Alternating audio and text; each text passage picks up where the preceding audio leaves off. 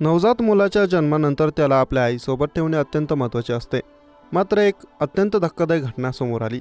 मुलाला जन्म दिल्यावर आई फरार झाल्याची घटना समोर आल्यानंतर एकच खळबळ उडाली आहे. उत्तर प्रदेशच्या झाशी येथील ही घटना आहे. आईसाठी आपले अपत्य हे सर्वस्व असते.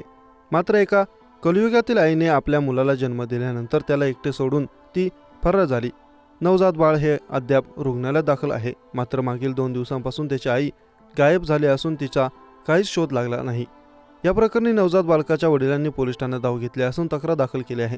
कृपाराम नावाचा व्यक्ती हा गैरोठा पोलीस ठाणे हद्दीतील गोरपुरा गावातील रहिवासी आहे. 1.5 वर्षांपूर्वी त्याचे लग्न शांतीदेवी सोबत झाले होते. शांतीने रात्री 8 नोव्हेंबर रोजी एका बाळाला जन्म दिला. तिची डिलिव्हरी नॉर्मल झाली. त्यानंतर तिला आणि बाळाला वॉर्डमध्ये भरती करण्यात आलं होतं.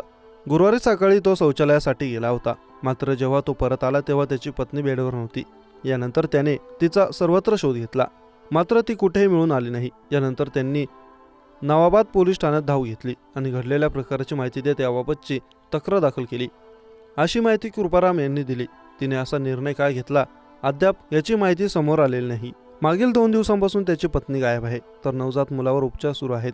त्याला आईचे दूध मिळत नसल्याने तो रडत आहे. तर पोलीस या प्रकरणी CCTV फुटेज तपासून महिलेचा शोध लवकरच घेतला जाईल असे पोलीस ठाण्याचे प्रभारी जितेंद्र सिंह यांनी सांगितलं. दरम्यान या घटनेमुळे रुग्णालयात एकच खळबळ उडाली आहे.